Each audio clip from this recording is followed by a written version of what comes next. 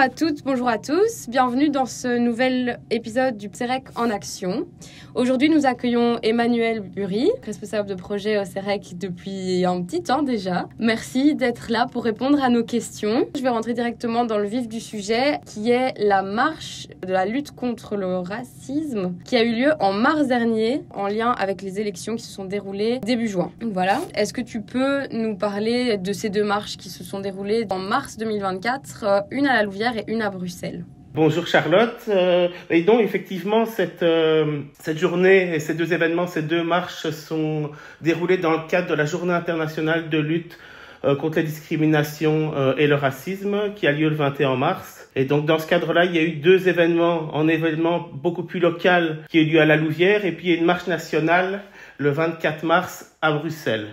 Ces actions ont été menées dans le cadre de la plateforme 21 mars Mons-la-Louvière, qui est constituée de multiples associations. Je vais pas toutes les reprendre ici, mais donc des associations issues du territoire de la Louvière et de Mons. Et donc, on a collaboré ensemble pour mettre ces actions sur pied. En tout cas, celle du 21 mars, parce que celle du 24 mars était organisée de manière nationale. Et donc, on n'a fait que se joindre à l'événement. Celle du 21 mars, donc toute une organisation pour qu'il y ait une marche avec des arrêts symboliques, avec différentes prises de parole. La première prise de parole a été sur le thème de la décolonisation devant l'hôtel de ville de la Louvière, car à l'intérieur de cet hôtel de ville, il y a une plaque qui met en avant des auteurs qui ont participé à la colonisation. Et donc, il y avait tout un message politique, notamment avec une interpellation de la ville pour demander que cette plaque soit au moins contextualisée, qu'on puisse contextualiser la colonisation, comme ça se fait de plus en plus notamment. Alors, le deuxième arrêt, c'était à l'église Saint-Joseph, qui est un lieu important de lutte, notamment pour la régularisation des personnes sans papier. Et là, la prise de parole a été notamment sur la politique migratoire belge, sur la politique d'accueil, la politique européenne et toute la question de la régularisation. Je ne vais pas rentrer maintenant dans les détails, je pense qu'on va l'aborder par la suite. Mais donc, il y a des points quand même importants parce qu'il y a eu des événements au niveau de l'actualité, notamment le vote du pacte asile et migration au niveau de l'Union européenne et qui a un impact important au niveau de toute l'Europe et notamment aussi forcément de la Belgique.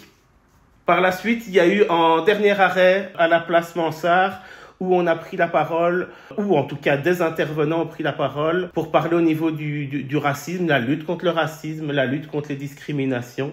Et alors on a terminé cet événement par un repas convivial où il y a eu une conclusion, notamment avec une exposition sur le racisme que les participants et les invités, ceux qui étaient là, ont pu consulter. Ça, c'est l'événement qu'on a organisé localement sur la Louvière et donc après on est parti samedi, les différentes associations rejoindre le mouvement de la plateforme nationale de lutte contre les discriminations et contre le racisme. Et du coup, ça nous paraît, nous, en tant que personnel du CEREC, logique de participer à ce genre d'événement et de marche parce que c'est un peu le combat au quotidien. Mais est-ce que pour les auditeurs, tu peux aussi expliquer finalement la raison principale, les raisons intrinsèques pour lesquelles nous, la SBL, on a pris part à cette plateforme et à cette marche? En tant que centre régional d'intégration, ça paraît logique. On travaille principalement avec des personnes étrangères et d'origine étrangère. On a des missions, promouvoir la diversité, l'inclusion, promouvoir la lutte contre la discrimination, contre le racisme. Il y a notamment une nouvelle mission à travers le décret qui nous a été donné, donc cette lutte contre le racisme aussi. Et donc ça portait forcément tout en sens. Et donc toutes les revendications en termes de décolonisation pour dénoncer les politiques migratoires répressives, qu'elles soient européennes ou belges, pour promouvoir la lutte contre le racisme, ça paraissait tout à fait logique et c'est défendre les valeurs du CEREC aussi. En mars, est-ce que ces marches ont été organisées pour sensibiliser, dans une certaine mesure, à la montée de l'extrême droite qu'on voit quand même partout en Europe depuis quelques mois, voire quelques années maintenant?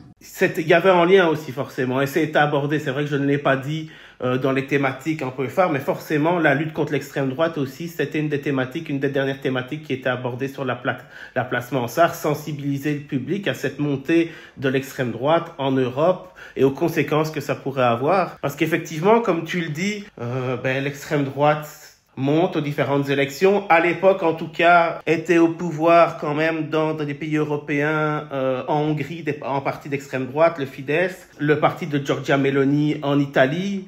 Et dans certains pays européens, ils sont assez présents, comme en Lettonie, en Slovaquie, en Finlande, en Allemagne, en République tchèque et forcément, en France aussi, mais même partout dans l'Europe. Clairement, il y a des partis, ces partis n'avaient pas toujours voix à la question et maintenant, ils sont même présents au Portugal, en Espagne, etc. Et donc voilà, il y a vraiment une montée importante de ces partis. Et puis forcément, cette marche, elle a été créée, elle a eu lieu en un moment, c'était pas encore les élections belges. Les élections belges allaient venir ici en juin. Et il y avait aussi la crainte de la montée de l'extrême droite, crainte qui s'est avérée puisque le Belang au nord du pays a eu 20% d'intention de vote. En Wallonie, c'est vrai que le parti chez nous a seulement, si je puis dire, été crédité de 3% et donc n'aura pas d'élu. Mais donc voilà, il y avait toute l'idée aussi de sensibiliser face à cette montée de l'extrême droite. Et malheureusement depuis, je parle des élections, mais aux Pays-Bas, on voit que c'est l'extrême droite qui a gagné aussi dernièrement les élections. Et donc voilà, c'est forcément inquiétant pour l'avenir.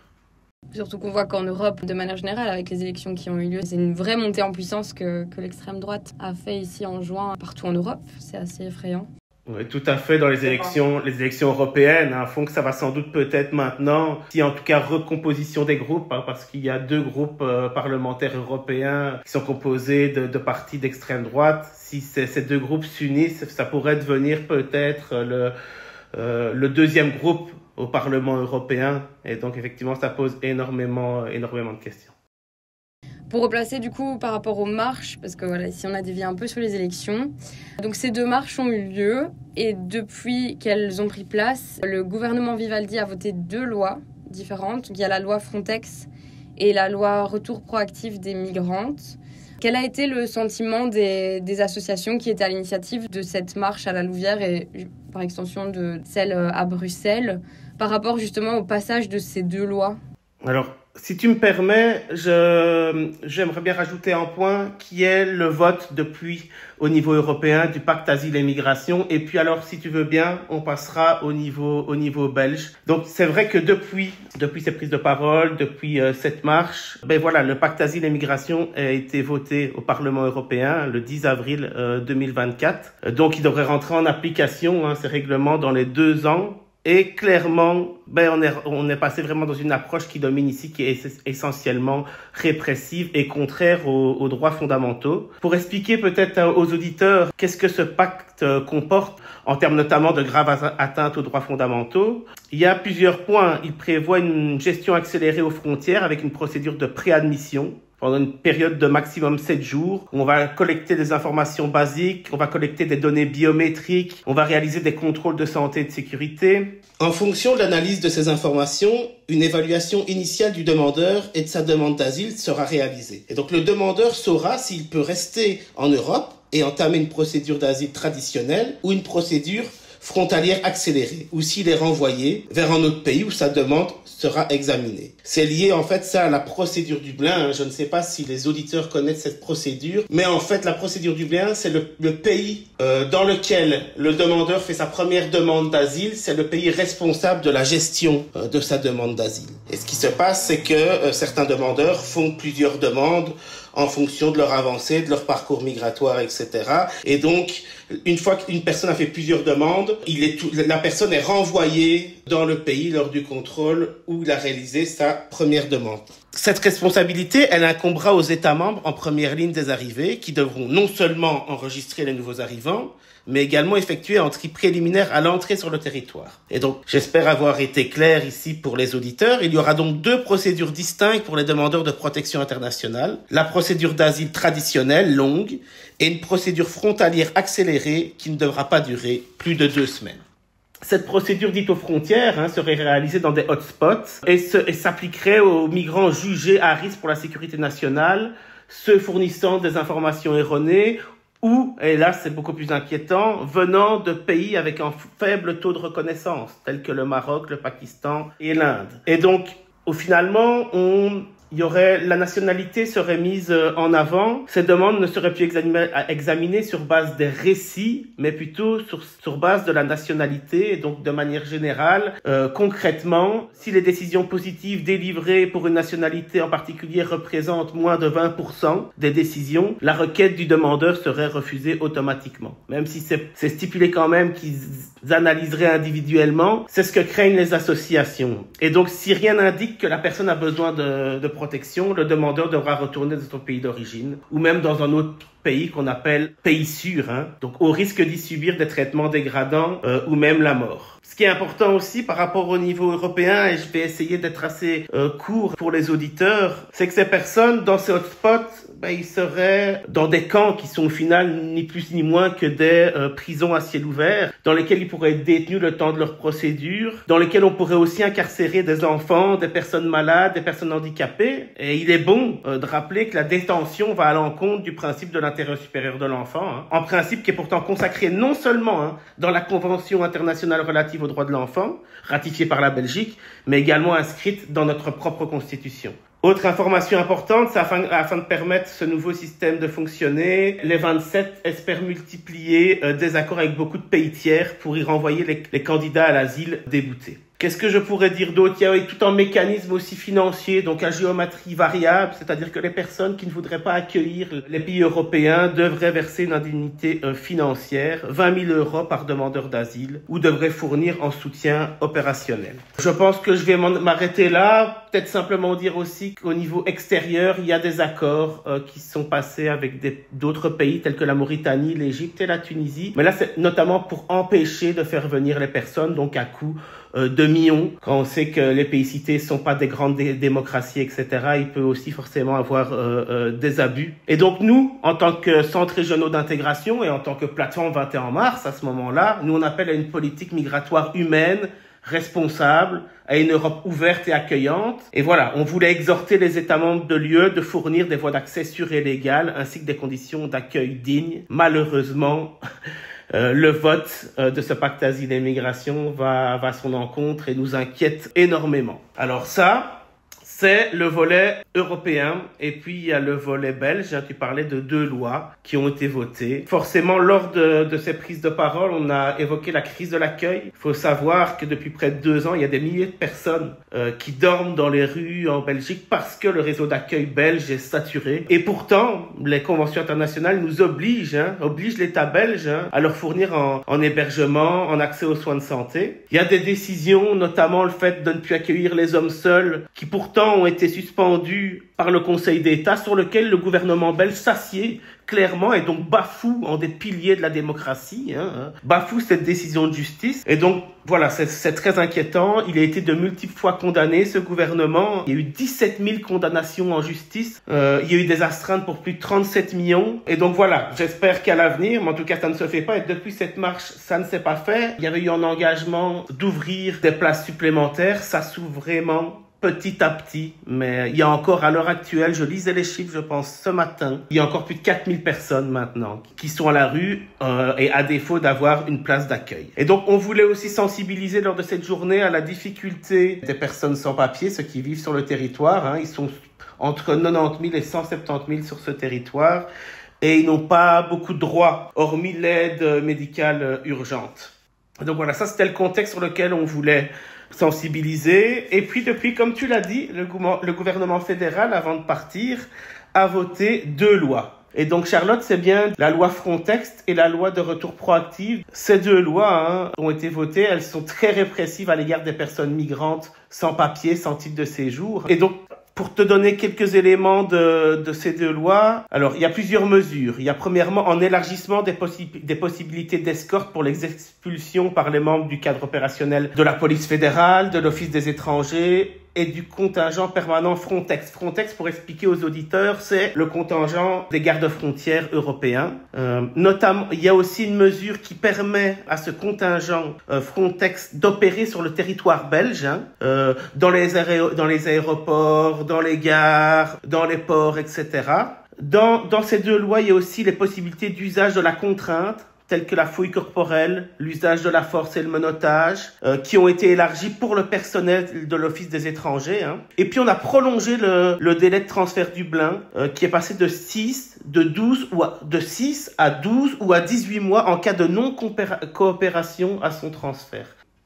Et donc voilà, il y a encore d'autres mesures, c'est-à-dire on force les personnes à coopérer à leur expulsion et s'ils ne le font pas, peuvent être directement enfermés dans des centres fermés. On parle aussi d'assignation à résidence. Et donc, les auditeurs peuvent le comprendre, je ne vais pas détailler ici et puis je ne suis pas juriste non plus. J'ai donné quelques mesures, mais qui montrent bien que ces lois sont particulièrement répressives envers les migrants sans papier. Alors bon, il y a certaines garanties. On nous dit que ces agents de Frontex seront limités au nombre de 100 sur le territoire et seront encadrés par la police. Voilà, nous on est quand même sceptiques par rapport à ça. On se dit aussi, il faut pas oublier que toutes ces personnes, pour beaucoup, participent à la vie locale, travaillent, leurs enfants sont scolarisés dans nos écoles, ils apportent une contribution économique, sociale et culturelle positive à la Belgique. Et donc voilà, pour nous, il y a vraiment une dérive. Il y a une dérive et puis il y a même des dérives accrues en termes de contrôle. Qu'est-ce que je pourrais te dire d'autre par rapport à ça? Je pense que j'ai été assez complet. Alors oui, c'est vrai.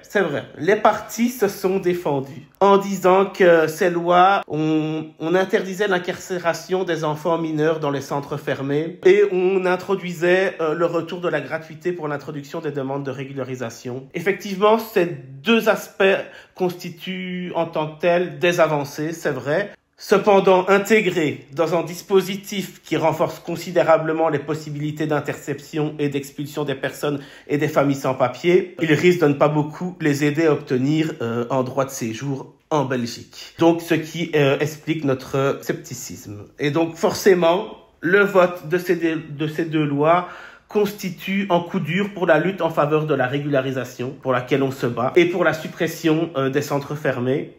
Il s'agit également, avec le durcissement de la loi Dublin, d'une nouvelle atteinte à l'accès au droit d'asile, parce qu'effectivement, prolonger le délai légal pour rapatrier les demandeurs et demandeuses d'asile vers le soi-disant premier pays de leur demande signifie qu'un plus grand nombre d'entre eux seront rejetés hors de nos frontières. Or, beaucoup d'entre eux n'ont pas compris les documents qu'ils ont dû signer dans le pays d'arrivée. Ces demandeurs et demandeuses d'asile expulsés de Belgique en vertu d'une loi Dublin renforcée risquent fort de devoir retourner dans des pays où leurs droits ne seront pas respectés compte tenu de l'afflux plus important de migrants. Et donc forcément, nous sommes très déçus et très en colère par le vote de ces deux lois.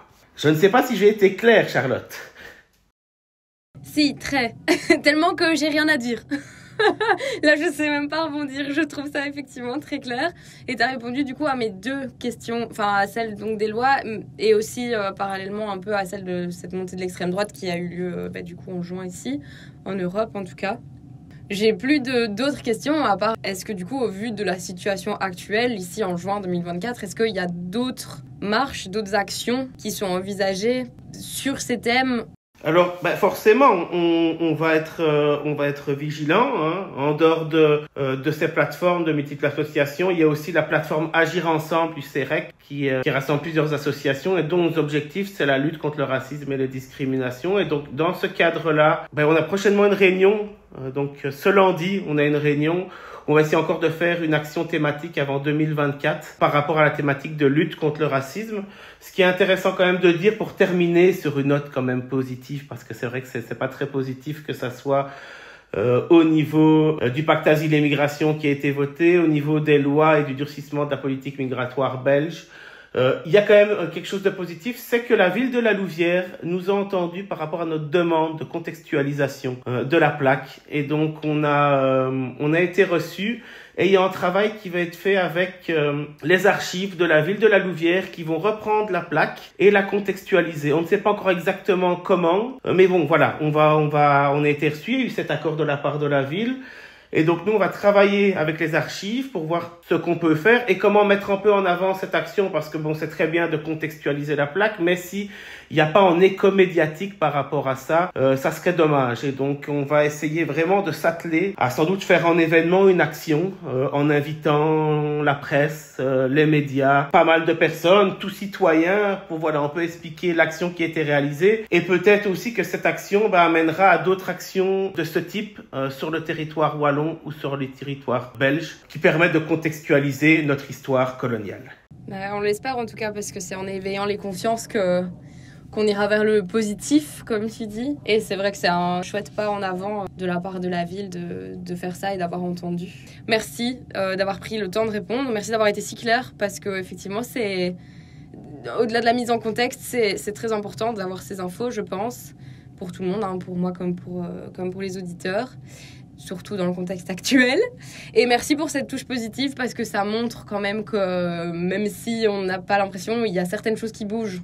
Et les gens aux alentours suivent, dans le positif, quoi. Merci en tout cas, Charlotte, pour l'invitation. Je voulais simplement peut-être rappeler, le droit d'asile est en danger, mais les associations se mobilisent et nous, on va continuer à se mobiliser pour un monde meilleur, plus inclusif, qui valorise la diversité. Un grand merci et je te souhaite une bonne fin de journée.